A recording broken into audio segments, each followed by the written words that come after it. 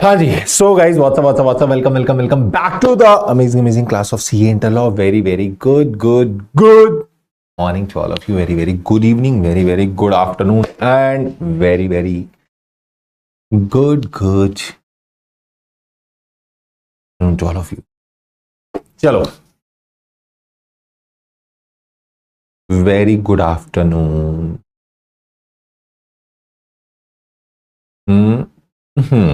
लो जी, तो today we are going to start the questions of LLP act. आज हम लोग क्वेश्चन करने वाले हैं किसके? एलएलपी एक्ट के। ठीक है, we are going to the questions of LLP act. ठीक, नहीं कल कोई ऑफ नहीं रहेगा, कल भी क्लास होगी और कल भी सुबह क्लास होगी।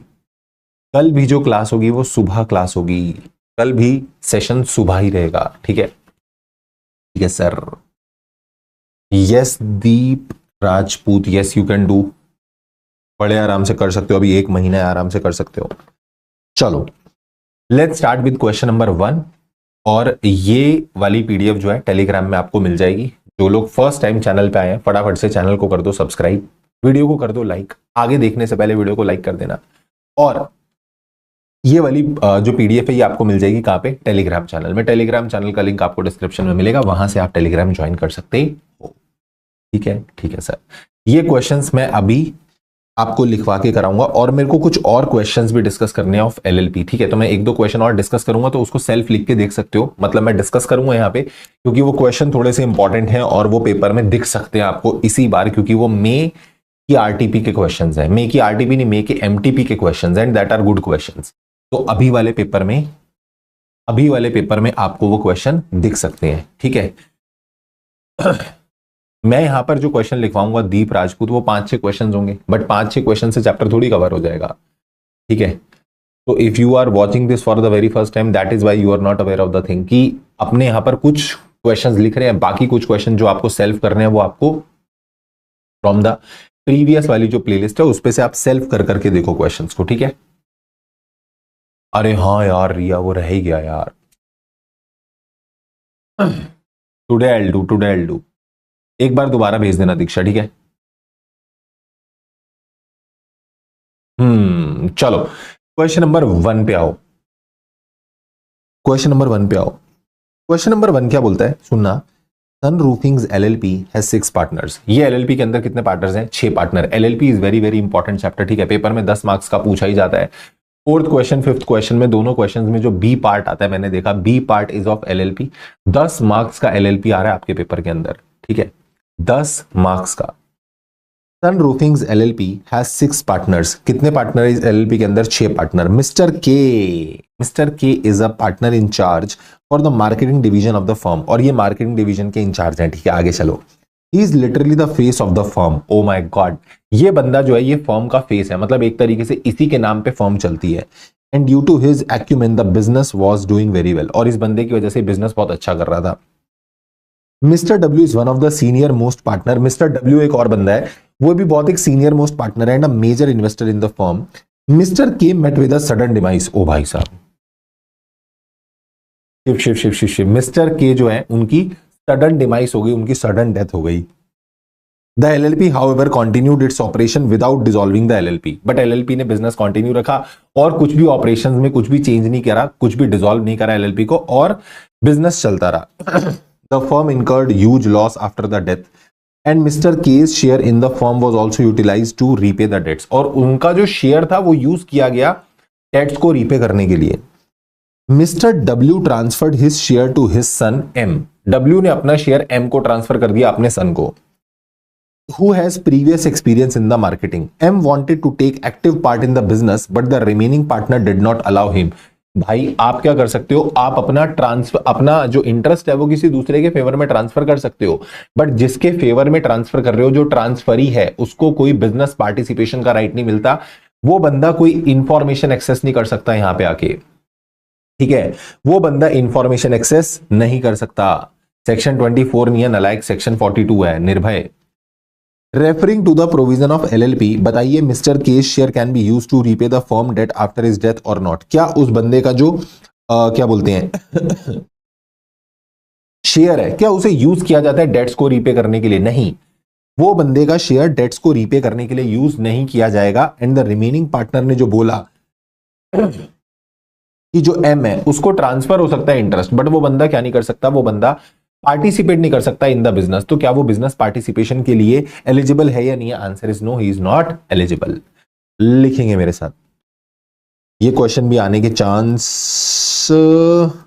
मतलब इससे मिलता जुलता क्वेश्चन 42 पे आ सकता है, इससे मिलता जुलता क्वेश्चन 42 पे आ सकता है। लिखना जरा, as per section 29 of LLP Act 2008,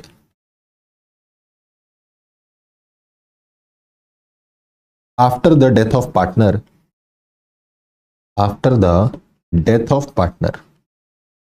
partner की डेथ के बाद, after the death of partner, if business is continued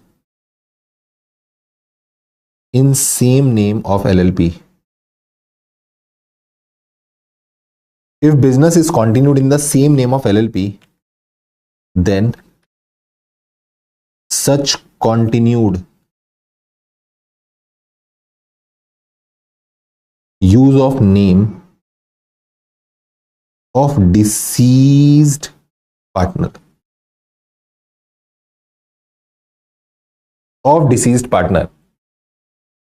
shall not make his legal representative or his estate liable। अगर मान लो कि उस बंदे का नाम आप कंटिन्यू कर रहे हो फर्म में, तो ये थोड़ी मतलब है कि उसके लीगल रिप्रेजेंटेटिव लायबल हो जाएंगे या उसकी एस्टेट लायबल हो जाएगी और उससे आप लायबिलिटीज पे कर रहे हो, वो थोड़ी अलाउड है, वो सबकी कोई लायबिलिटी नहीं आती। In given case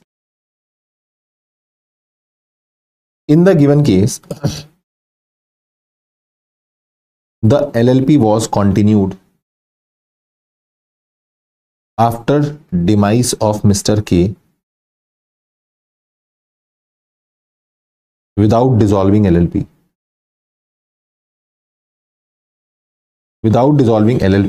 but LLP used Mr. K's share, LLP used Mr. K's share, LLP ने Mr. K के शेयर को यूज किया to repay the debts। So as per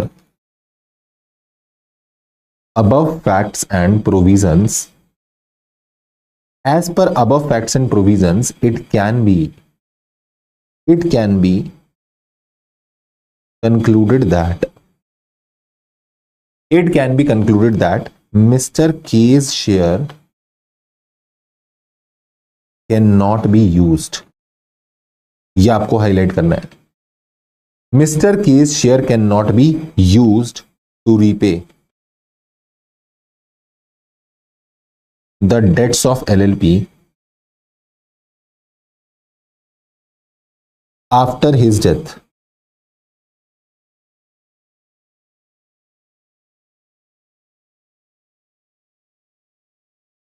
after his death,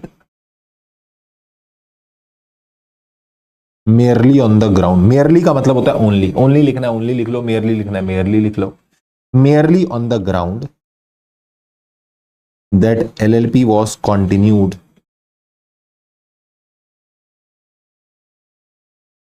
in same name and LLP incurred losses। LLP same नाम में continue होगी और LLP को loss हुआ, इसका मतलब ये नहीं कि उस बंदे का शेयर यूज हो जाएगा। और दूसरा क्वेश्चन क्या था, वो था सेक्शन नंबर 42 का, क्या आप ट्रांसफर कर सकते हो अपना इंटरेस्ट? हाँ, आप अपना इंटरेस्ट ट्रांसफर कर सकते हो, बट जिसको भी इंटरेस्ट ट्रांसफर करोगे वो बंदा आकर पार्टिसिपेशन नहीं लेगा in the management of the LLP, वो LLP के मैनेजमेंट में पार्टिसिपेट नहीं करेगा। लिखो सेकंड, ये फर्स्ट वाला है, सेकंड लिखो, as per section 42, as per section 42। दो बड़े अच्छे क्वेश्चन है जो सितंबर 25 में आए थे, बड़े बढ़िया क्वेश्चन बनाया भाई इन्होंने सितंबर 25 में। दोनों क्वेश्चन मैंने सितंबर 25 वाले लिए हुए, ठीक है, दोनों लिखेंगे अभी हम। As per section 42 of LLP Act 2008। पहली बात, right to share profit or loss of partner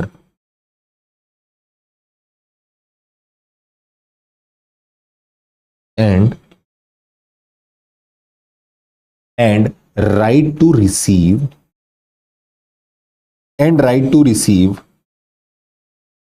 the distributions are या can be transferred wholly or partly।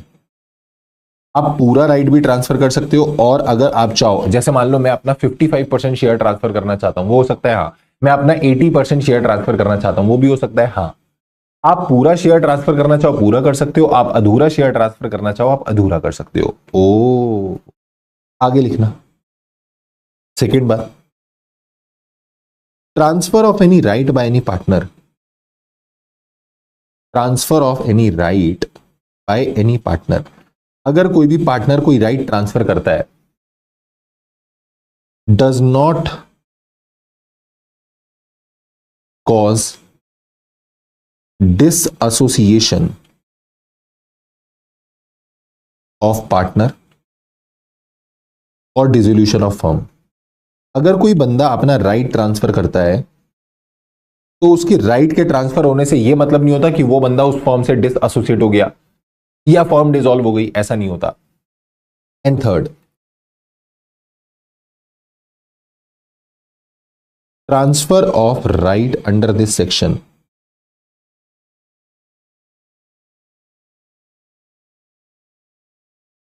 (42) does not entitle the transferee, it does not entitle the transferee to participate in management of LLP or access the information of LLP। आपको कोई management right नहीं मिलता। It does not entitle the transferee to participate in management और access the information of LLP। ठीक है, it does not cause disassociation of partner और dissolution of firm and right to share profit loss, right to receive distribution can be transferred. ये आपका transfer हो सकता है, ये आपका हो सकता है, ट्रांसफर हो सकता है। ऊपर वाले में ये भी जरूर अंडरलाइन करना, business is continued in the same name, then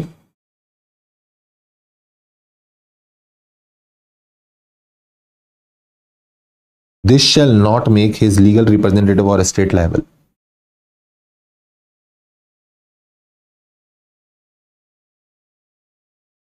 ठीक है, yes sir,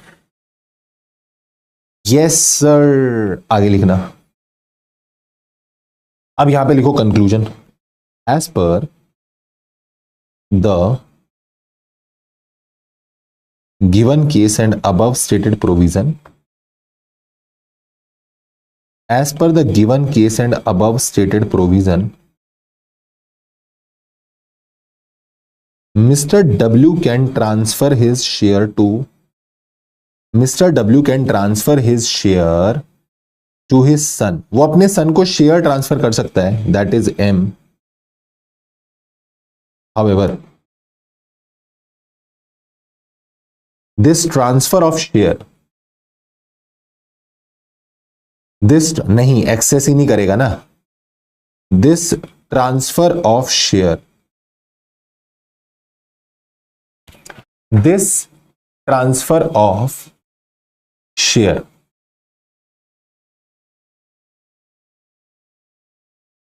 does not entitle mister M to participate in management of LLP। आप एलएलपी के मैनेजमेंट में पार्टिसिपेट नहीं कर सकते। तो इन्होंने पूछा था, फाइनल कंक्लूजन क्या पूछा था कि बताओ क्या रिमेनिंग पार्टनर उस एम को फॉरबिड कर सकते हैं, मतलब मना कर सकते हैं कि भाई नहीं, you will not take the part in the business. Yes, वो मना कर सकते हैं, जो एम है वो पार्ट नहीं लेगा, जो एम है वो पार्टिसिपेट नहीं करेगा। लिखो, so the remaining partners, so the remaining partners of Sun Roofings LLP, so the remaining partner of Sun Roofings LLP can forbid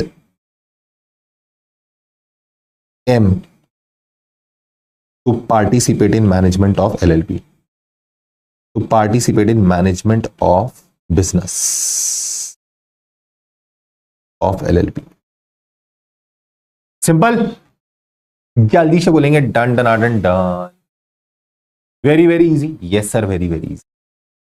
चले आगे, चलो आगे। इसके बाद एक ये क्वेश्चन देखते हैं जरा, ये भी बड़ा पुराना पूछा हुआ है इन्होंने question. Messrs Strong Steels LLP was incorporated on 1st of April 2010 with 10 partners। 1 अप्रैल 2010 को ये बनी थी और इसके अंदर कितने पार्टनर्स थे? इसके अंदर 10 पार्टनर्स थे, ठीक है। The LLP had very good business and made the considerable profits during the past years। इस LLP को पास्ट में कई सारे क्या हुए? इस LLP को पास्ट में कई सारे प्रॉफिट्स हुए, ठीक है। Recently due to obsolete practices, और अब कुछ हरकतें करने लग गए, अब कुछ हरकतें करने लग गए। हाँ, कितने नालायक हैं, लाइक वाइक तो करते ही नहीं है वीडियो को। हम थोड़ी लाइक करेंगे, हम सिर्फ इधर क्लास में ध्यान लगा लेते हैं, लाइक नहीं करते हम, गंदे बच्चे। Recently due to obsolete practices, इन्होंने ना कुछ ऑब्सोलीट प्रैक्टिस करी, मतलब कुछ ऐसी इनकी प्रैक्टिस गलत हो गई, खराब प्रैक्टिस। ऑब्सोलीट का मतलब होता है आउटडेटेड काम करना, ठीक है, आउटडेटेड काम करना। Messrs Strong Steels LLP started making loss, और इनको लॉस होने लगा, ठीक है sir. Also messrs Strong Steel LLP did not file annual return from 2020-21, और इन्होंने 20-21 से लेके क्या नहीं करी थी, इन्होंने एनुअल रिटर्न फाइल नहीं की थी।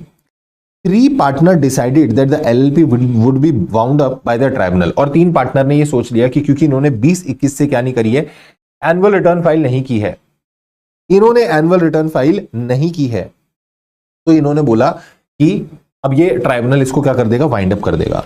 The remaining partner objected to it, but बाकी कुछ पार्टनर, 10 पार्टनर थे तो 3 लोगों ने बोला वाइंड अप हो जाएगा, 7 लोगों ने बोला नहीं नहीं वाइंड अप नहीं होगा, नहीं नहीं वाइंड अप नहीं होगा। Referring to the section 64 of the LLP act, can the tribunal pass an order to wind up the Strong Steel LLP, also state the provision and penalty for not filing the annual return. ये penalty important है, मैंने बहुत बार बोला है कि annual return जो LLP की है उसकी पेनल्टी इज इंपॉर्टेंट, क्योंकि इन्होंने अलग से क्वेश्चन में पूछी है, ठीक है। तो यहां पर ये बोलते हैं क्या ये वाइंडिंग अप हो सकता है या नहीं हो सकता, तो भैया 64 के अंदर ना बड़े सारे केसेस लिखे हुए हैं कि अगर ये हो गया, ये हो गया, ये हो गया, इनमें से कोई भी केस बना, तो इनमें से कोई भी केस बना तो आपको कंपलसरली वाउंड अप किया जाएगा। अब उसमें से एक केस ये वाला होता है कि अगर मान लो 5 साल तक लगातार आपने एनुअल रिटर्न फाइल नहीं की हो, 5 साल तक आपने लगातार अगर एनुअल रिटर्न फाइल नहीं की हो, तो आपके ऊपर क्या हो जाता है, तो आपके ऊपर एप्लीकेबल हो जाता है ये वाला प्रोविजन कि आपको कंपलसरी वाइंड अप कर दिया जाएगा। अब यहां पर इन्होंने बोला 20-21 से ये फाइल नहीं हुआ है, तो 20-21 से ये फाइल नहीं हुआ, पर अभी कौन सा साल चल रहा है वो हमें कैसे पता, अभी कौन सा साल चल रहा है वो हमें कैसे पता। तो यहां एक प्रिजम्पशन बेस्ड है कि 20-21 से लेके आप 5 साल मान लो, और 5 साल मान के ये बोलो कि 5 साल हो गए हैं और ये वाइंड अप हो सकता है। वाओ वाओ भैया, 20-21, 21-22, 22-23, 23-24 और 24-25, ठीक है। 5 साल ये कैसे काउंट कर रहे हो, आपने 20-21 से फाइल नहीं करा, तो 20-21, 21-22, 22-23, 23-24, 24-25 लॉ मान के क्वेश्चन मान के चल रहा है 5 साल हो चुके हैं, क्योंकि क्वेश्चन में कोई डेट ही नहीं दे रखी है कि 5 साल आज कौन सी डेट है, आज कौन सी डेट पे ये डिस्कशन चल रहा है, कब का हम ये डिस्कशन कर रहे हैं, दे डोंट नो। लिखो as per section 63 of LLP act 2008, as per section 63 of LLP Act 2008, the winding up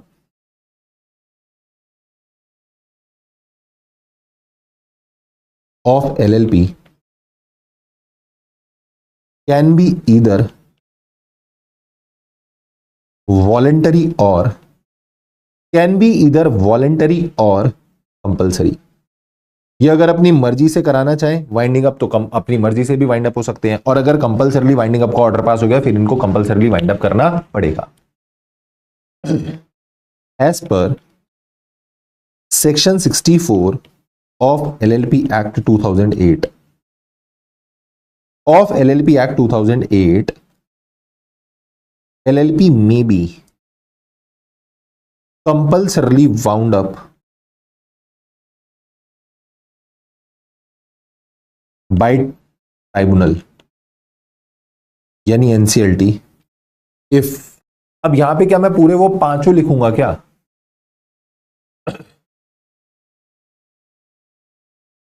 क्या हम यहां पर पांचों लिखेंगे क्या?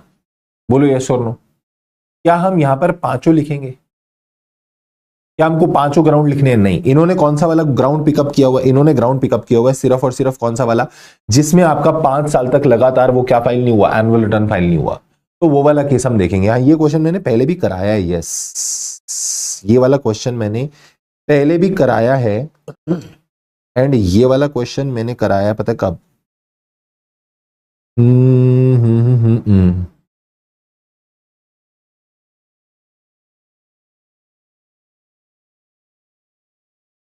ये रहा देखो,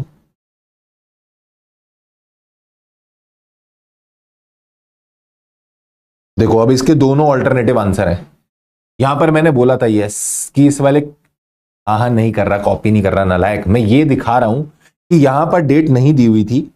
तो अब इसका दोनों ऑल्टरनेटिव व्यू है। एक आंसर ये भी बन सकता है, ये देखो, in the given case messrs Strong Steel LLP did not file the annual return since 2021 in financial year 24-25 the default if the filing has not continued for 5 consecutive year, for 5 consecutive year. So in the light of above provision we can say that कि आपको winding up का order नहीं पास किया जाएगा। पर अब इसका दूसरा व्यू भी क्या है, दूसरा आंसर भी ये है कि दूसरा आंसर जो है वो ये क्या बोलता है कि यस सर यहाँ पे 5 साल फाइल हो चुके हैं, मतलब 5 साल हो चुके हैं और 5 साल से आपने फाइलिंग नहीं करी। तो अगर हम एक बार जरा सजेस्टेड आंसर देखें, ICAI BOS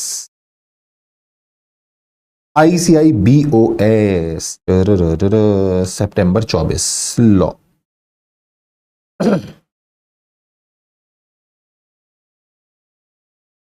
ये आपका 4th क्वेश्चन में रहेगा। हम्म हम्म हम्म हम्म हम्म हम्म हम्म 4th का भी है ना? यस, 4th का भी है। देखो, in the present case in the financial year 24-25 default of filing in the this has not continued. अब क्योंकि आप 25-26 में आ गए हो तो 25-26 में अब ऑलरेडी 5 साल हो चुके हैं। तो 5 साल हो चुके हैं तो इन दैट केस अब ये मानेंगे कि इन्होंने क्या कर लिया है। आज की डेट पे आप मानो 25-26 में अब आप आ चुके हो, 5 साल हो चुके हैं। तो 5 साल हो चुके हैं तो उस केस में क्या होगा? उस केस में आपको वाइंडिंग अप का ऑर्डर पास कर दिया जाएगा। उस केस में आपको वाइंडिंग अप का ऑर्डर पास कर दिया जाएगा। तो भैया यहां पे इन्होंने आंसर कुछ ऐसा दिया हुआ है, ठीक है। तो ये जब इन्होंने सितंबर 24 के पेपर में पूछा था तब इन्होंने ये आंसर दिया था, in the financial year 24-25 default has not been for 5 consecutive year but in the year financial year 25-26, in the financial year 25-26, financial year 25-26 में अब जो आपका क्या बोलते हैं 5 साल है वो बीत चुके हैं। और अगर अब वो 5 साल बीत चुके हैं तो फिर आप क्या करोगे? फिर आप यहां पर वाइंडिंग अप का ऑर्डर पास कर दोगे। ठीक है, ठीक है सर, कॉपी कर लूं? कॉपी कर लूं, यस और नो? नहीं नहीं सर, प्लीज कॉपी मत करना, प्लीज लिखवा दो। लिखवा दो। साक्षी पढ़ाई कर ले लाइब्रेरी में, ठीक है। आगे लिखना था, एलएलपी में भी compulsory wound up if LLP made a default, if LLP made a default, if LLP made a default in filing statement of accountant solvency or annual return to ROC for any 5 consecutive years, for any 5 consecutive years, ठीक है। आगे लिखना जरा, इन the given case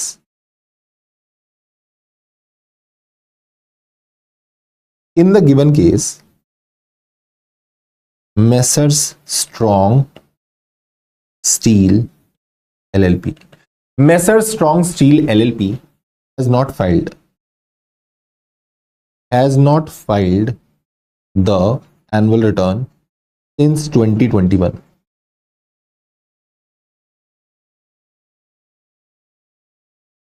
So in the, मैं 24-25 के हिसाब से लिख रहा हूं, ठीक है, मैं 25-26 नहीं कर रहा यहां पे जब तक इंस्टीट्यूट कुछ नहीं चेंज करता।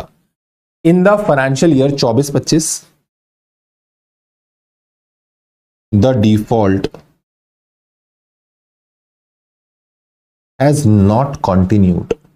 The default has not continued for 5 consecutive years. For 5 consecutive years. आपका 5 साल के लिए डिफॉल्ट कंटिन्यू नहीं हुआ है, और अगर 5 साल के लिए डिफॉल्ट कंटिन्यू नहीं हुआ है तो वाइंडिंग अप का ऑर्डर पास नहीं हो सकता। So as per above provisions and facts of the case, so as per above provision and facts of the case, tribunal cannot pass winding up order for LLP. Right, so the objections of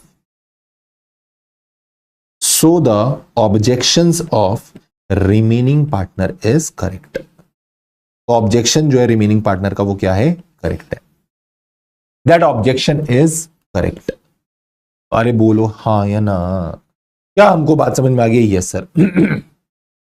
बोलो is it clear to you? Yes sir. अब हमको लिखना है section number 35 annual return की penalty. लिखो per section 35 of LLP Act 2008, per section number 35 of LLP Act 2008, every LLP shall file annual return to ROC within 60 days of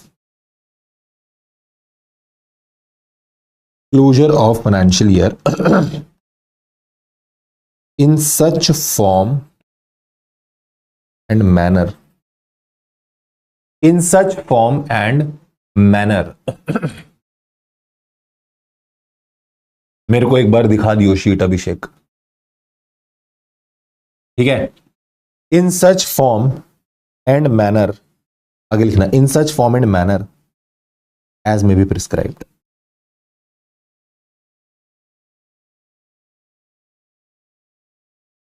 as may be prescribed. आगे लिखना second, penalty for non filing of annual. किसको penalty याद है? इसकी penalty थी क्या, वो हमको याद है? सर हमको थोड़ी पेनल्टी याद रहती है। हम छोटे काम नहीं करते, हम बड़ी बड़ी चीजें याद रखते हैं, ठीक है। थोड़े टफ वाले कॉन्सेप्ट पूछो, पेनल्टी हमारे से मत पूछो। ये वाली पेनल्टी याद कर लेना, वो फॉरेन कंपनी वाली पेनल्टी याद कर लेना। कुछ पेनल्टीज हैं जो इंपॉर्टेंट है, वो तो याद कर ही लेना एटलीस्ट प्लीज, ठीक है। Penalty for filing, for non filing, penalty for non filing of annual return.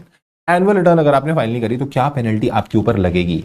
Sir अगर हमने एनुअल रिटर्न फाइल नहीं करी तो पेनल्टी पता क्या लगेगी? लिखो, LLP के ऊपर पेनल्टी लगेगी 100 rupees per day during the period for which default continue, for which default continues, maximum 1 lakh. Maximum कितनी लग सकती है? 1 लाख। और एवरी डीपी के ऊपर सेम टू सेम है, बस मैक्सिमम 50,000 है। 100 रुपए पर डे और मैक्सिमम 50,000। वाह वाह वाह। मैक्सिमम कितनी है? मैक्सिमम है 50,000। 1000। बोलो यस और नो। क्या हमको क्वेश्चन समझ में आ गया है? क्या अब हम आगे बढ़ सकते हैं? यस सर, अब हम आगे बढ़ सकते हैं। इसके बाद और धमाकेदार क्वेश्चन कराऊंगा, और बढ़िया बढ़िया क्वेश्चन करते हैं। चलो आओ, चले आगे। चलो चलो चलो चलो चलो चलो चलो चलो, आ जाओ इधर। क्वेश्चन नंबर 3 पे, ये भी ऑल दो मैंने पहले लिखवा के करा रखा है। हाँ, डीपी को डीपी लिख सकते हैं। Yes, DP is designated partner, you can write DP, कोई दिक्कत वाली बात नहीं है, कोई दिक्कत वाली बात नहीं है। मैं कराऊंगा साक्षी टेलीग्राम पे, don't worry. Question number 3, NS and associates LLP. ये क्वेश्चन भी ऑलरेडी जनवरी 25 का मैंने करा रखा है, मई 25 में ही शायद मैंने ये क्वेश्चन कराया था। NS and Associates LLP was formed in the year 2020 and it was engaged in the business of manufacturing of plastic parts for automobiles. ये बोल रहा है NS and Associates LLP है, जो कब बनी थी 2020 में, और किस क्या काम करती है? प्लास्टिक पार्ट्स वगैरह बनाते हैं, ठीक है। It constituted of Mr. Naveen and Mr. Suresh as designated partner. Mr. Naveen जो है वो DP है और Mr. Suresh जो है वो DP है, ठीक है सर। आगे चलो। Who were responsible for obtaining contract from the various automobile manufacturers across the country for supply of spare parts for vehicle? तो ये लोग आगे LLP के बिहाफ पे कॉन्ट्रैक्ट वगैरह करते हैं। इन द ईयर 2021 एक इन्वेस्टिगेशन ऑर्डर हुई ट्राइब्यूनल के द्वारा अगेंस्ट द LLP, और उसमें यह पाया गया कि there is a financial fraud of 50,25,000। 50 lakh रुपए का क्या है? फाइनेंशियल फ्रॉड है। Mister 1 the accounts manager and employee of the LLP was accused by the complainant। यहां जो मिस्टर ये 1 था, ये बंदे का नाम क्या है? मिस्टर 1, ठीक है। ये मिस्टर 1 नहीं है, ये असल में आप यहां लिखो मिस्टर जे है। ये मिस्टर जे, यहां से जे उड़ गया है, ये मिस्टर जे है। Mister J was one of the accounts manager and employee of the LLP was accused by the complainant. जिसने कंप्लेंट डाली थी उसने जे पे आरोप लगाया कि ये जो जे है ये झोलबाज है। ये जे बंदे का नाम ही क्या है? झोलबाज। As one of the perpetrator to the fraud. Perpetrator का मतलब होता है यही बंदा है जो उस फसाद की जड़ है, मतलब फ्रॉड के पीछे यही बंदा है जिसने फ्रॉड सारा इनिशिएट किया है। The tribunal levied a penalty of 1,25,000 to be paid by mister J on his conviction. और ये प्रूव हो गया कि वो बंदा जो है, कन्विक्शन उसका हो गया कि मतलब उसने, उसका दोष साबित हो गया कि बंदे ने गलत करा है, और उसके ऊपर 1,25,000 की पेनल्टी लगेगी। Mister J approach the tribunal and provided vital information about the other black ship involved in the fraud. बोलता है मैं फंसा हूं तो कोई बच कैसे जाएगा? मैं फंसा हूं तो सबको फंसाऊंगा। इसने बोला मेरे पास एक ऐसी खुफिया इंफॉर्मेशन है, अगर मैंने तुम्हें बता दी ना तो जो असली बंदे हैं ना, तुम तो अभी मेरे को पकड़ रहे हो, जो असली बंदे हैं और जो असल फ्रॉड चल रहा है तुम उस तक पहुंच जाओगे। And this it will aid in the investigation process, और उस इंफॉर्मेशन से तुम्हारे को इन्वेस्टिगेशन में बहुत ईजी हो जाएगा। The tribunal is considering of providing some relief in the penal action taken against him. अब ट्राइब्यूनल सोच रहा है कि चलो ये बंदा ऐसी इंफॉर्मेशन दे रहा है तो इसको थोड़ा रिलीफ दे देते हैं, इसको थोड़ी सी छूट दे देते हैं। While the LLP is planning to suspend Mr. J from the service for this act। जबकि LLP बोल रही है जे इतना बदतमीज इंसान है, जे इतना बदमाश है, एक तो इसने क्या करा, सारी इंफॉर्मेशन जाके बता दी, खुद तो मरा मरा और लोगों को भी मरवा रहा है। अब हम इसको क्या कर देंगे? LLP से सस्पेंड कर देंगे। तो सबसे पहला क्वेश्चन बताओ, क्या उसकी पेनल्टी को रिड्यूस या वेव ऑफ किया जा सकता है? एंड क्वेश्चन नंबर 2, क्या मिस्टर जे को इस एक्ट के लिए सस्पेंड किया जा सकता है या नहीं किया जा सकता? आंसर इज कि आप उसकी पेनल्टी रिड्यूस या वेव ऑफ कर सकते हो, और दूसरा वो बंदा सस्पेंड भी नहीं होगा। कौन सा सेक्शन लगेगा यहां पे? भाई साहब सब लोगों ने यहां पर पहले लिख दिया है सर, सेक्शन लगेगा 31, that is whistle blowing. Whistle पोड़ू लिखो। एज पर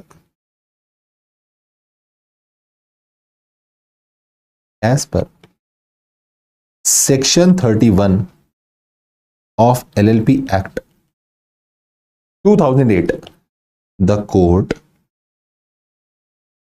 or tribunal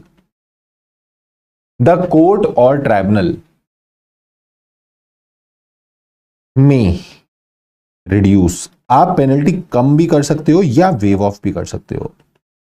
में रिड्यूस और wave of any penalty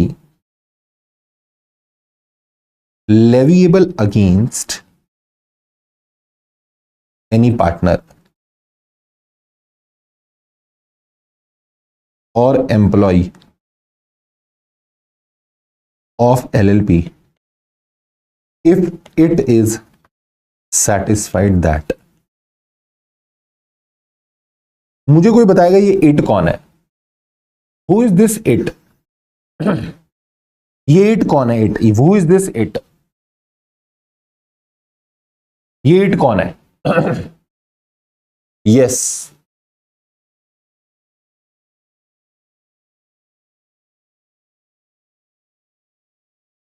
tribunal.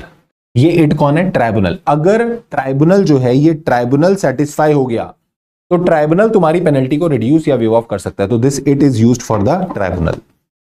किस चीज से सेटिस्फाई हो गया सर? दैट पार्टनर और एम्प्लॉई, पार्टनर और employee of LLP provided the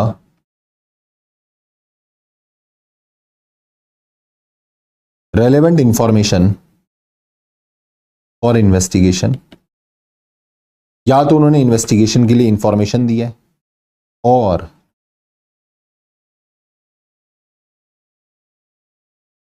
if any information is given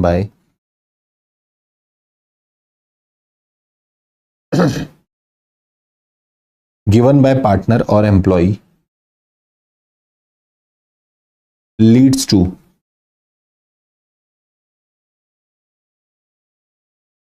conviction of LLP or any partner, LLP or any partner or employee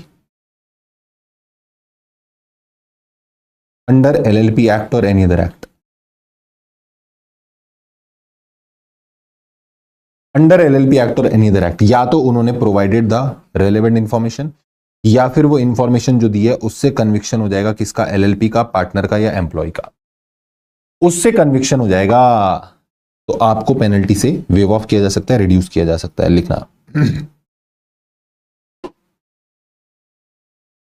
so on the basis of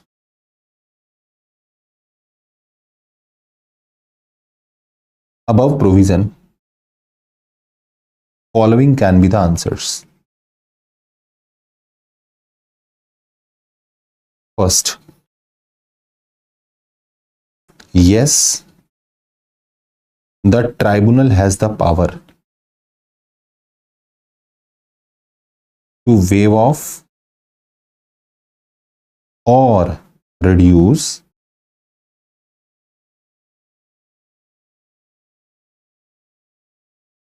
the penalty of 1,25,000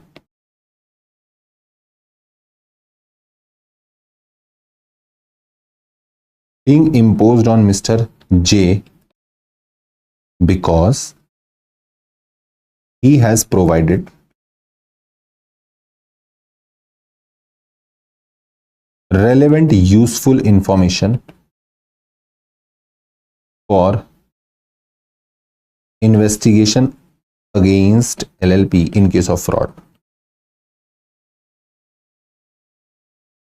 In case of fraud, तो yes मैं बोलूंगा tribunal has the power to waive off और reduce the penalty. Tribunal के पास power है कि वो penalty को वेव ऑफ कर सकते हैं, पेनल्टी को रिड्यूस कर सकते हैं। ठीक है, ठीक है। और सेकंड क्वेश्चन क्या था? क्या LLP मिस्टर जे को सस्पेंड कर सकती है? लिखो second, as per section 31,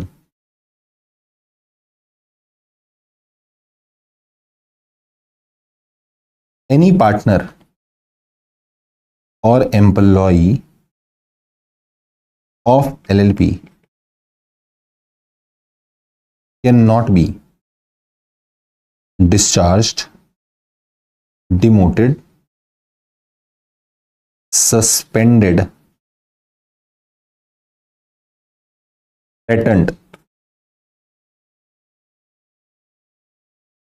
or harassed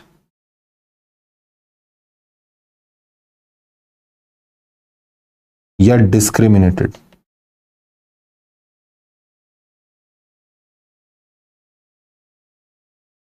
merely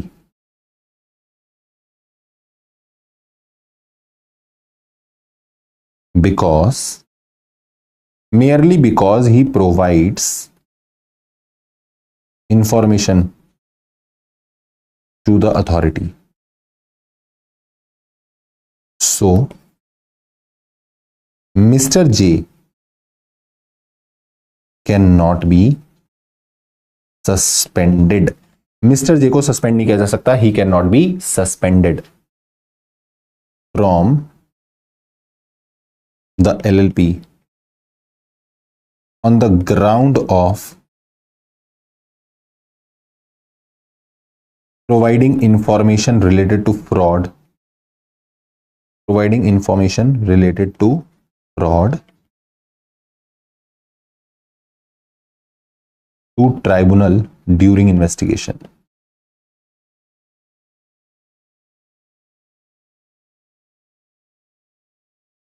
during investigation आप उसको सस्पेंड नहीं कर सकते, इसको अंडरलाइन जरूर करना, mister J can not be suspended, this is the answer, ठीक है। और यहां पर ये लिख देना डिस्चार्ज, डिमोटेड, मतलब इसको अंडरलाइन करना, थ्रेटेंड, हैरास्ड, डिस्क्रिमिनेटेड, ये सब काम आप नहीं कर सकते। Can not be discharge, demoted, suspended, discriminated, harassed और थ्रेटेंड, ये सब काम नहीं हो सकते। तो आप जे को भी क्या नहीं कर सकते, आप जे को भी सस्पेंड नहीं कर सकते। You can not suspend mister J. बोलो यस और नो, क्लियर है? बोलो बोलो,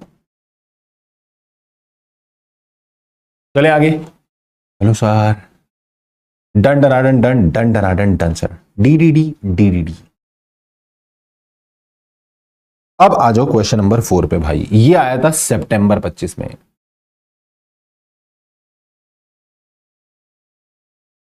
मजेदार, सुनना जरा, this was the question in the September 25, ठीक है। क्वेश्चन सुनना पहले आराम से, 2 क्वेश्चन दिए इन्होंने बैक टू बैक, एकदम मजेदार, और एक ही पेपर के अंदर 2 क्वेश्चन दिए जिसके एक पार्ट के अंदर सेम प्रोविजन पूछा हुआ था, मतलब इसमें भी 3 पार्ट थे और इसमें भी 2-3 पार्ट थे, और तीनों पार्ट में से जो दोनों क्वेश्चन में जो थर्ड पार्ट था ना, वो सेम पॉइंट पे क्वेश्चन था। तो ये तो मैं बोल रहा हूं फ्री के तुमने नंबर दे दिए, मतलब एक ही पेपर के अंदर आपने 2 बार सेम क्वेश्चन पूछा, सेम पेपर के अंदर, धन्य हो भाई, ठीक है। ये एक क्वेश्चन नहीं था, ये न्यूज कॉलम था। सुनना जरा, Harish, Priyam and Priyesh, they are the 3 advertising professional specialized in the field of creating short ad films for the various fast FMCG, fast moving consumer good FMCG company। FMCG company का मतलब होता है जो वो वाली कंपनीज होती हैं जो ऐसे वाले, जब जैसे पतंजलि है ना, it is FMCG sector company, मतलब सारे ही गुड्स बनाती है, सब कुछ ही बना के बेचते हैं, ठीक है। They have been engaged in their business separately as a sole proprietor. Harish, Priyam, Priyesh, ये 3 बंदे अलग अलग काम करते थे, सोल ट्रेड की फॉर्म में काम करते थे, ठीक है। But they now have decided to join hands and form a LLP, और अब इन्होंने बोला कि चलो हाथ मिलाते हैं, आओ इस दोस्ती को रिश्तेदारी में बदल लें और रिलेशन बन जाए किस चीज का, पार्टनर का, अब हम LLP बना लेते हैं। And on 10th of April 2024 ई-रन LLP form file हुआ, और रन LLP फाइल होता है अपना नाम रिजर्व कराने के लिए। इन्होंने नाम फाइल करा, उससे नाम रिजर्व हो गया, और HPP and associates LLP which has been approved by the registrar. उसके बाद इन्होंने फिलिप फॉर्म फाइल करा, फिलिप फॉर्म फाइल करके इन्होंने इनकॉर्पोरेशन करा दिया। FiLLiP form is for the incorporation, ठीक है। देन उसके बाद meanwhile even after incorporation as on 30 April 2024 को the LLP could not finalize the LLP agreement, अभी भी LLP एग्रीमेंट फाइनलाइज नहीं हुआ। And as Harish and Priyam have agreed to contribute 1.15 crore to the LLP, दोनों ने बोला हम 1.15 करोड़ कैपिटल कंट्रीब्यूशन लेकर आएंगे, जबकि प्रियेश ने बोला कि मैं जो मेरी फ्यूचर सर्विसेज होंगी आप उसको मोनेटाइज कर लो, यानी मैं कुछ सर्विसेज दूंगा और वही सर्विसेज को आप कैपिटलाइज कर लो, वही मेरी क्या मानी जाएंगी, कैपिटल कंट्रीब्यूशन मानी जाएंगी। Which has been opposed by the other 2 partner that it is beyond law. वो बोलते हैं तो तेरे को लॉ नहीं पता क्या, हम 1.15 करोड़ रुपीज लेके आ रहे हैं, तू बोल रहा है तू सर्विस देगा यहाँ पे आके, उसको कैसे कैपिटल मान ले। However, a consensus was drawn between the above 3 and a common consensus LLP agreement was submitted on 20 May 2024। LLP incorporate हुई है 30 अप्रैल को, और उसके बाद 20 मई को इन्होंने क्या करा, LLP एग्रीमेंट फाइल करा, किसके पास, ROC के पास। The LLP has further planned to induct मतलब इनको इन्वॉल्व करना है, नया बंदा जोड़ना है। They want to involve Srijan cooperative society as one of its partner, इसको पार्टनर बनाना चाहते हैं। अब 3 सवाल आपसे पूछे जा रहे हैं। सवाल नंबर 1 कि इन्होंने इनकॉर्पोरेशन होने के बाद 20 दिन बाद अपना LLP एग्रीमेंट सबमिट किया है, उसके बाद अपना LLP एग्रीमेंट सबमिट किया, तो क्या ये कर सकते हैं, yes, with in 30 days allowed होता है, you can do that. Second चीज, क्या ये जो प्रियेश को अपोज कर रहे थे कि नहीं आपको भी पैसे लेके आने पड़ेंगे, आप अपनी फ्यूचर सर्विसेज को कैपिटलाइज नहीं कर सकते, क्या वो सही है या गलत है? वो गलत है। क्यों? क्योंकि सेक्शन 32 जो होता है कंट्रीब्यूशन का, उसमें क्लियरली लिखा हुआ है आप मॉनेटरी फॉर्म में कंट्रीब्यूट कर सकते हो, इवन आप कोई परफॉर्मेंस ऑफ सर्विस का भी कॉन्ट्रैक्ट ले सकते हो ना, तो performance of service is also allowed. वो कंटेंशन गलत है, आप उसको मना नहीं कर सकते, that is not beyond the law, this contention is not correct. And Srijan cooperative society को पार्टनर बनाया जा सकता है, नहीं बनाया जा सकता? Sir, as per the definition of body corporate under LLP act, cooperative society body corporate की डेफिनेशन में नहीं आती। और आपको ये पता है सेक्शन नंबर 5 जो होता है वो ये बोलता है पार्टनर कौन बन सकता है, इंडिविजुअल बन सकता है या बॉडी कॉर्पोरेट बन सकता है। तो एलएलपी में बॉडी कॉर्पोरेट पार्टनर हो सकता है और कोऑपरेटिव सोसाइटी बॉडी कॉर्पोरेट नहीं होती, तो हम बोलेंगे कि हम इस सृजन कोऑपरेटिव सोसाइटी को पार्टनर नहीं बना सकते। क्या मेरी बात समझ में आ गई है? यस सर, लिखो चलो, मेरे साथ आंसर लिखेंगे। ये पहला क्वेश्चन था आपका, फोर्थ का बी पार्ट था सितंबर 25 के पेपर में। लिखो answer first, as per section 23 of LLP act 2008। अब पता है इन्होंने ना रूल हमारे सिलेबस में तो दे नहीं रखे, पेपर में पूछे हुए रूल इन्होंने सितंबर में, तो जो ओहो बैंड बजाइए तुमने क्वेश्चन में, कुछ भी पूछ पूछ के, ठीक है।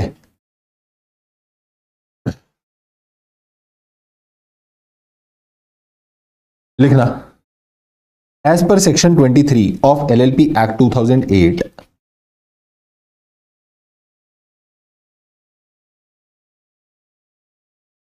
The LLP agreement must be in writing. ये राइटिंग में होना चाहिए, it must be in writing and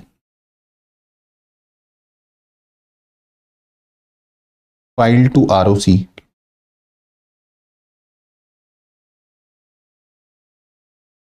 in manner and form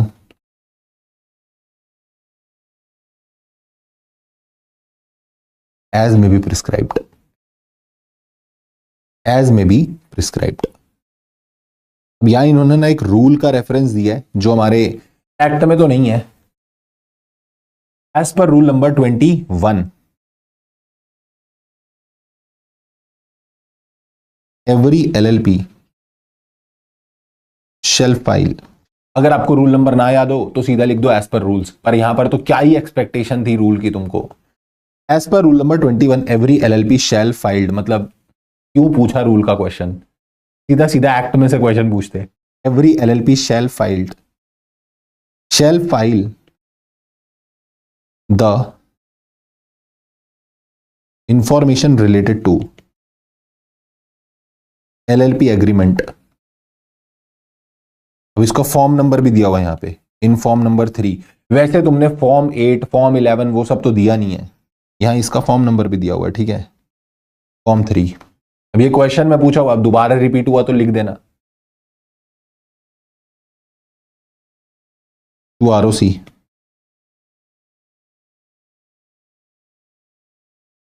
within 30 days of incorporation, within 30 days of incorporation, if any changes made therein, if any changes made therein then it shall also be filed, then it shall also be filed to ROC within 30 days of change। तो change से 30 दिन के अंदर आपको file करना है। तो as per above provision हमने कितने दिन में फाइल करा था, हमने कितने दिन में फाइल करा था, 20 डेज में। तो एज पर अबव प्रोविजन, तो as per above provisions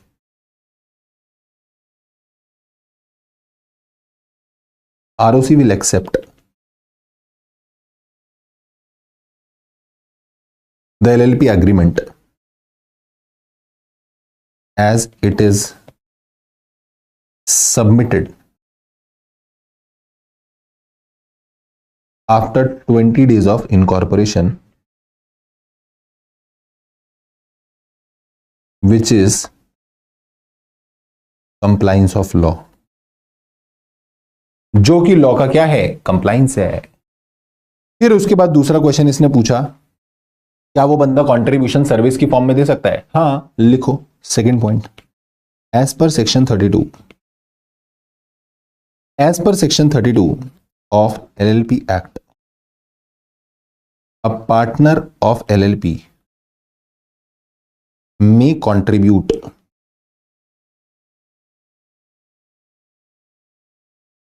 in the form of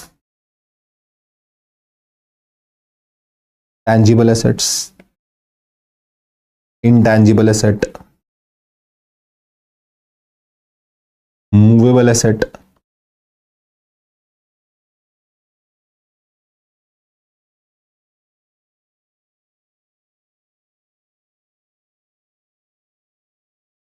immovable asset, movable asset, immobile asset,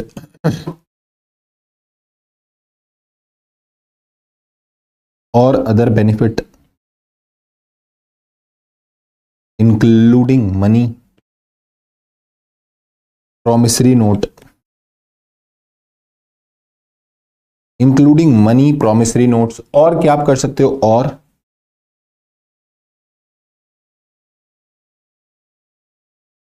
contract for services performed और to be performed, services performed और to be performed, services performed और to be performed, इस तरीके से आप contribute कर सकते हो। तो the request of Priyesh for contributing his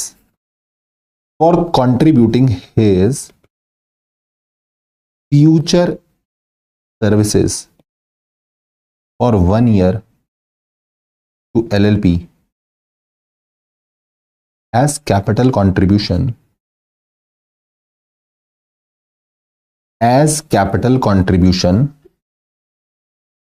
is tenable, ये प्रॉपरली टेनेबल है, एंड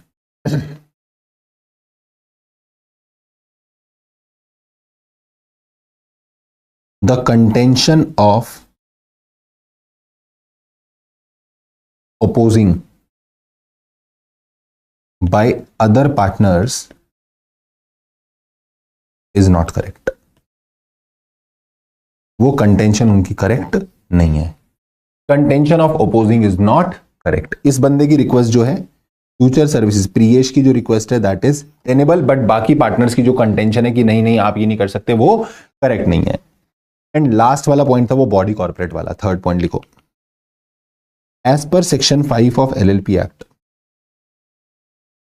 अब मेरे को एक बात बताओ, मैं यहां पे कोई बॉडी कॉर्पोरेट की डेफिनेशन लिखने बैठूंगा नहीं, तुमको बॉडी कॉर्पोरेट की डेफिनेशन नहीं लिखनी। उसने पूछा भाई ये पार्टनर बन सकता है नहीं बन सकता, तो तुम सीधा बोलो कि वो जो कोऑपरेटिव सोसाइटी होती है as per definition of body corporate, वो बॉडी कॉर्पोरेट नहीं होती। मैं उधर बॉडी कॉर्पोरेट की डेफिनेशन बताने नहीं बैठ जाऊंगा, मुझे मेन फोकस करना है 5 पे। उसने पूछा पार्टनर बनेगा नहीं बनेगा, अब वो मेरे से पूछता whether it is a body corporate और नॉट, तो फिर मैं उसको बॉडी कॉर्पोरेट की डेफिनेशन बताता कि भाई देखिए बॉडी कॉर्पोरेट की डेफिनेशन होती है और ये बंदा ये बॉडी कॉर्पोरेट नहीं होगा क्योंकि एक्सक्लूडेड है। फिर आप उधर बॉडी कॉर्पोरेट की डेफिनेशन लिखते और आंसर ऐसे लिखते।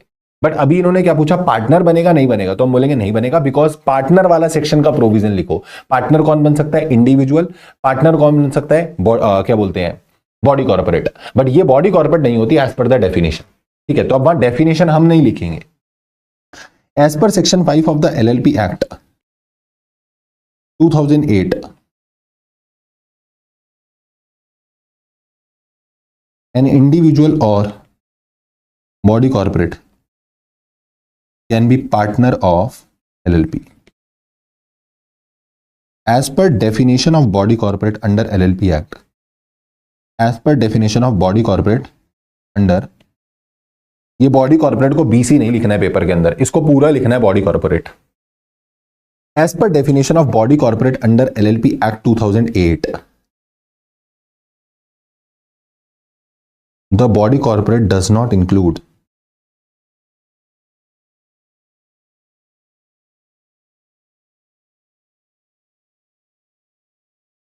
cooperative society. So Srijan Cooperative Society cannot be inducted as partner of LLP. तो आप उसको पार्टनर नहीं बना सकते. Body corporate does not include the cooperative society. So this cooperative society cannot be inducted as partner. Cooperative society partner नहीं बन सकती. Simple. जल्दी बोलो done.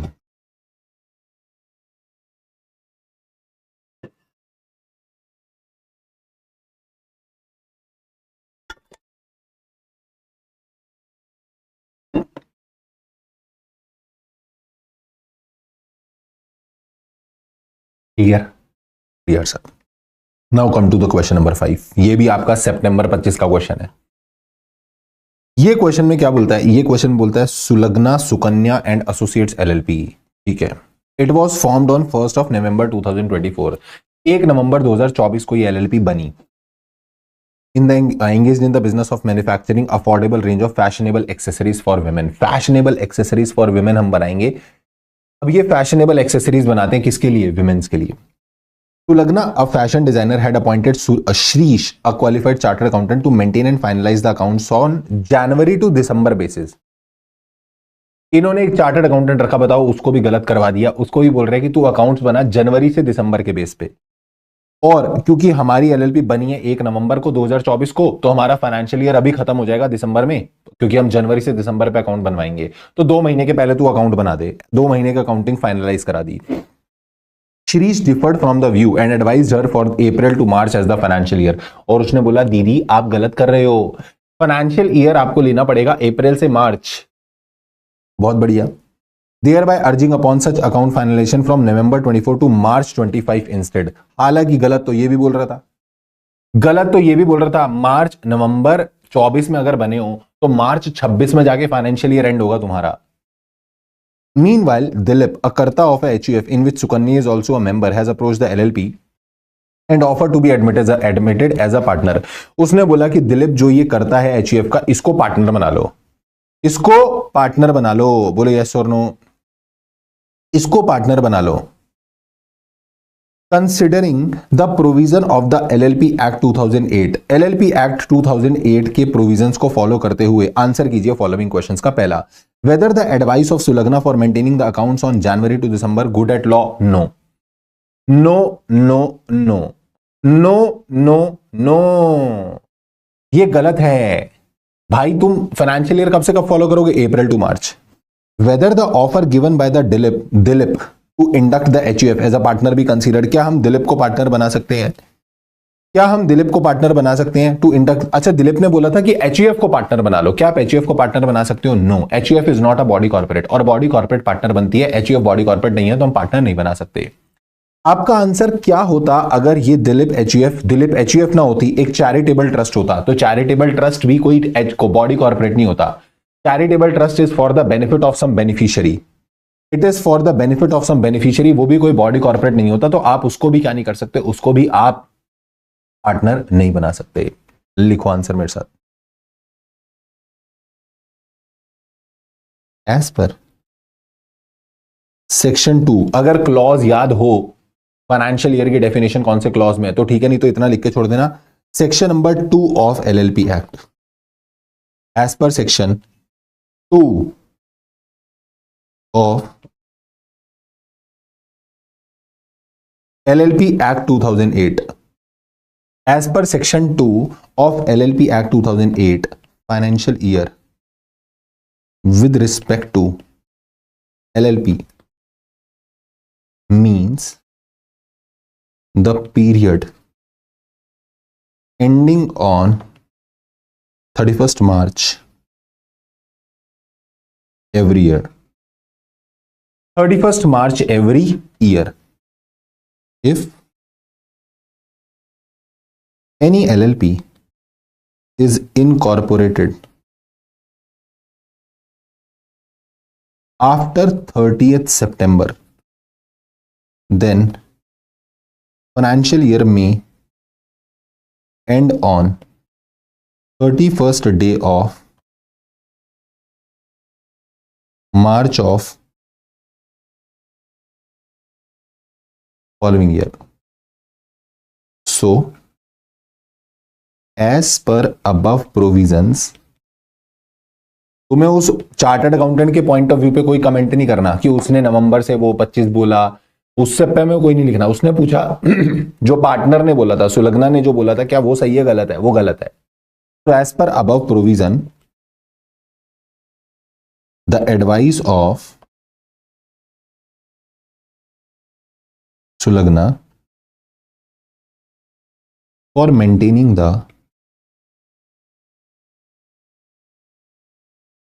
maintaining the accounts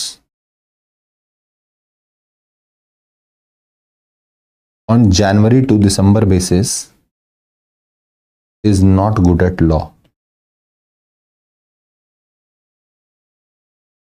Is not good at law. Second लिखेंगे, ये तो copy कर सकते हैं। थोड़ा सा तो चीटिंग करनी ही चाहिए, पता है, थोड़ी सी तो चीटिंग करनी ही चाहिए। इतनी देर में तो सर आप लिख देते। हाँ कोई बात नहीं, तो तुम लिख लो, section number 5 of LLP act 2008, an individual और body corporate can be the partner of the LLP। However, अब इन्होंने यहां पर एक रेफर किया हुआ है सजेस्टेड आंसर में सर्कुलर। अब वो सर्कुलर नंबर तो कुछ भी तुम्हें याद नहीं रखना, ऐसे लिखना ना, however HUF can not B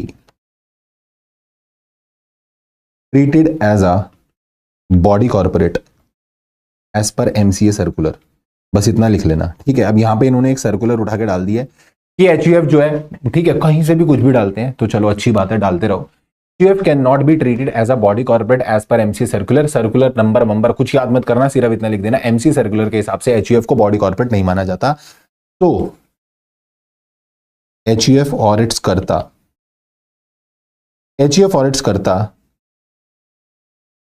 can not become partner और designated partner in LLP।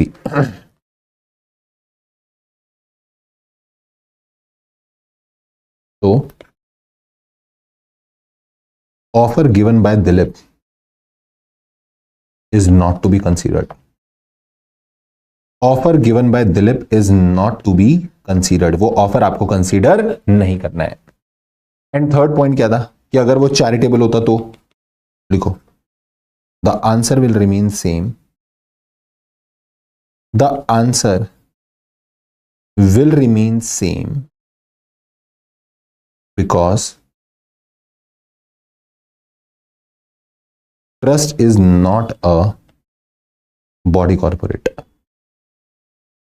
as trust is a legal arrangement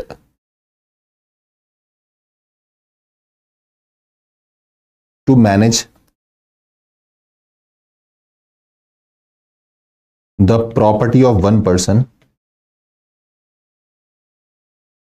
for benefit of other person.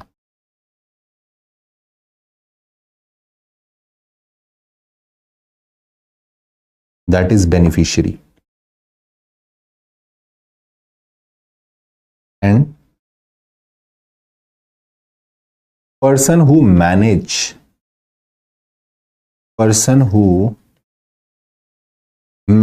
the property is trustee. Person who manage the property is trustee. So charitable trust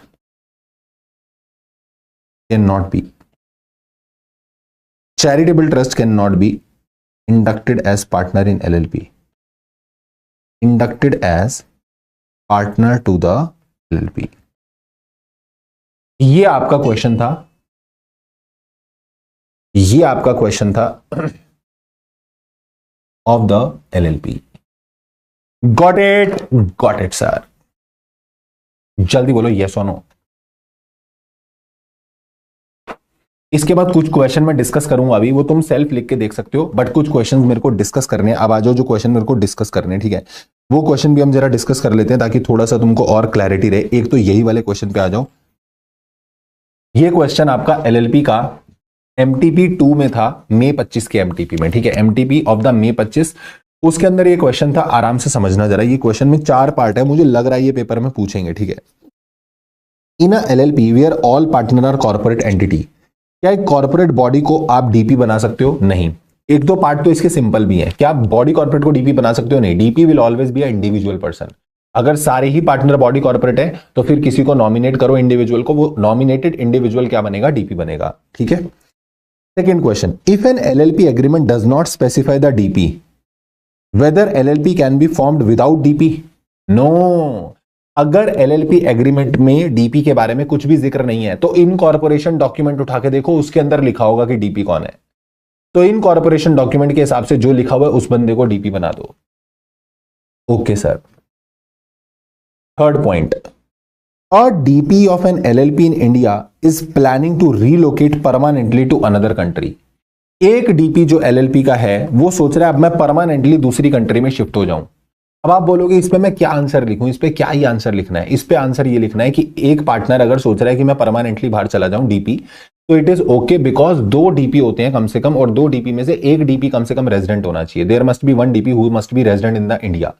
और अगर एक DP सोच भी रहा है कि मैं परमानेंटली दूसरी कंट्री में जाके रीलोकेट हो जाऊंगा, तो he will no more be a resident in the country. अब वो इस कंट्री का रेजिडेंट नहीं माना जाएगा क्योंकि वो परमानेंटली बाहर रीलोकेट हो जाएगा। तो अगर वो रीलोकेट होता है कोई दिक्कत नहीं है, अब उसको फर्दर यहां कंट्री में रेसिडेंशियल स्टेटस की कंडीशन पूरी करने की जरूरत नहीं है। दिस इज द आंसर, कि वो बंदे को अब दोबारा यहां पे रेसिडेंशियल स्टेटस की कंडीशन पूरी करने की जरूरत नहीं है, क्योंकि वो वहां शिफ्ट भी हो जाएगा तो कोई बात नहीं भाई, तू वहीं का रेजिडेंट बन जा। यहां एक रेजिडेंट होना चाहिए तो फिर वो डीपी हो जाएगा, कोई दिक्कत नहीं है। XYZ LLP was penalized for non-compliance। इस LLP के ऊपर कुछ पेनल्टी लगी नॉन कंप्लायंस की, but one of the designated partner claims he was unaware of the regulatory compliance, can he avoid the liability? No. आप डीपी अगर हो तो आप लायबिलिटी अवॉइड नहीं कर सकते ये बोल के कि ओ सॉरी मुझे तो पता ही नहीं था, आई वाज नॉट अवेयर, तो भैया आप लायबिलिटी अवॉइड नहीं कर सकते, आपके ऊपर लायबिलिटी आएगी। थर्ड पॉइंट और फोर्थ पॉइंट का आंसर देखो एक बारी। As per LLP Act 2008, at least one DP of LLP must be resident of India. A person who has stayed in India for 120 days in the financial year is said to be resident. So, if the DP is permanently relocating outside India, he is no longer required to fulfill the residential status criteria for 120 days. ठीक है, आप वहां जा रहे हो जाओ, आपको अब यहां रेजिडेंट रहने की जरूरत नहीं है। एंड लास्ट वाले में तो सिंपल क्वेश्चन है, डीपी रिस्पॉन्सिबल होगा, क्योंकि डीपी ये नहीं बोल सकता कि भैया मैं अनअवेयर था, ये था वो था, आप लायबल माने जाओगे। इसके बाद एक क्वेश्चन ये वाला भी इन्होंने एमटीपी में दिया है, this is another good question, ये मैं 2 बार करा चुका हूं, बट ये पेपर में अभी नहीं आया, बट ये आने वाला है, ठीक है। अब ये पेपर में आने वाला है, मई 25 के एमटीपी में था, तो हो सकता है जनवरी 26 के एग्जाम में आपको दिखे, हो सकता है मई 26 के एग्जाम में दिखे, बट मुझे लग रहा है ये क्वेश्चन आने वाला है, ठीक है। XYZ LLP इनकॉर्पोरेट हुई 15 मार्च 2023 को with its registered office in the Mumbai, and the LLP received a legal notice from a supplier at this address. LLP को एक नोटिस मिला, LLP को क्या मिला? एक नोटिस मिला। किससे नोटिस मिला? LLP को एक नोटिस मिला फ्रॉम सप्लायर, बट उसने सप्लायर ने एड्रेस कहां पे भेज दिया? मुंबई पे, जबकि ये LLP अपना रजिस्टर्ड ऑफिस शिफ्ट कर चुकी थी पुणे में 10 जनवरी को ही, बट इन्होंने आरओसी को इन्फॉर्म नहीं किया था। बस यही तो गड़बड़ हो गई कि इन्होंने आरओसी को इन्फॉर्म नहीं किया था। तो अब आपको बताना है क्या ये जो सर्विस ऑफ नोटिस हुई थी मुंबई एड्रेस पे, ये वैलिड थी या नहीं थी? वैलिड थी, क्योंकि आपका जब सेक्शन 13 पढ़ाया जाता है, आप बुक उठा के देखो, मॉड्यूल उठा के देखो, उसमें कहीं पर भी रूल्स वगैरह नहीं बताया। उन्होंने ये नहीं बताया कि जब आप रजिस्टर्ड ऑफिस चेंज करते हो तो आपको LLP को आरओसी को किस चीज में बताना होता है, किस फॉर्म में बताना है, क्या कितने टाइम में बताना है, वो सब नहीं लिखा, ठीक है, वो सब नहीं लिखा। बट उसमें एक लाइन जरूर लिखी है सेक्शन 13 में, जो आपके मॉड्यूल में, वो क्या लिखी हुई है? वो ये लिखा हुआ है कि जब भी आप रजिस्टर्ड ऑफिस चेंज करोगे तो आप इन्फॉर्म करोगे आरओसी को। अगर आपने आरओसी को इन्फॉर्म नहीं करा तो एक तरीके से आरओसी के रिकॉर्ड्स में तुम्हारा रजिस्टर्ड ऑफिस पुराने वाला ही है, तो उसके रिकॉर्ड में रजिस्टर्ड ऑफिस कभी चेंज ही नहीं हुआ क्योंकि तुमने इन्फॉर्म ही नहीं करा। और यही चीज यहां पर हुई, वो बंदे ने मुंबई वाले एड्रेस पे क्या कर दिया, आपका रजिस्टर्ड ऑफिस पे पूरा मुंबई वाला था तो उस पे भेज दिया उसने। बाद में LLP डिनाई कर रही है कि नहीं नहीं नहीं, हम तो शिफ्ट कर चुके थे पुणे पर, हमें तो कोई नोटिस ही रिसीव नहीं हुआ, हमें कोई सप्लायर से कुछ भी रिसीव नहीं हुआ। आरओसी बोलता है ऐसा नहीं है, उस बंदे ने मुंबई एड्रेस पे भेजा था, मेरे पास मुंबई एड्रेस रजिस्टर्ड है, तो उसने एकदम वैलिडली तुम्हारे को क्या करा है, डिलीवर करा है, उसमें कोई भी दिक्कत नहीं है। तो उसकी कंटेंशन एकदम करेक्ट है, आप लायबिलिटी से डिनाई नहीं कर सकते। मुंबई वाले एड्रेस पे जो नोटिस सर्व हुआ था, it is absolutely valid, it is absolutely valid. ये एनएस वाला क्वेश्चन मैंने तुम्हें करा ही दिया ऑलरेडी, ठीक है। उसके बाद कुछ घिसे पिटे क्वेश्चन अगर आए तो, जैसे अब ये ट्रांसफर ऑफ शेयर वाला ये क्वेश्चन आज भी हमने करा, एक पहले भी क्वेश्चन आया हुआ है इसका, देखो कि अपनी डॉटर को शेयर ट्रांसफर कर रहे हैं एंड ऑल दैट।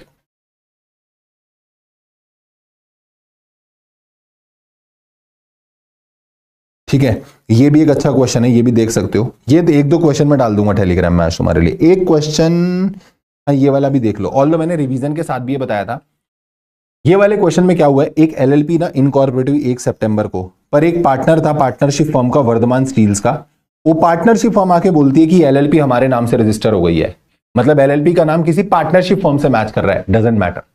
एलएलपी का नाम एलएलपी से मैच नहीं करना चाहिए, कंपनी से मैच नहीं करना चाहिए। तो क्या यहां पर रेक्टिफिकेशन के लिए ऑर्डर दिया जाएगा? क्या यहां पर रेक्टिफिकेशन के लिए ऑर्डर दिया जाएगा? नहीं, कोई रेक्टिफिकेशन के लिए ऑर्डर नहीं दिया जाएगा, क्योंकि उसका नाम किसी एग्जिस्टिंग कंपनी से या एग्जिस्टिंग एलएलपी से मैच नहीं कर रहा, ना किसी के ट्रेडमार्क से मैच कर रहा है, पार्टनरशिप फर्म से मैच कर रहा है, उससे कोई फर्क नहीं पड़ता। तो this is absolutely okay. LLP is not required to change its name mandatorily, आपको मैंडेटरली अपना नाम चेंज करने की जरूरत नहीं है। ठीक है बेटा, यस सर, जल्दी से यस सर जंजनाथन जान।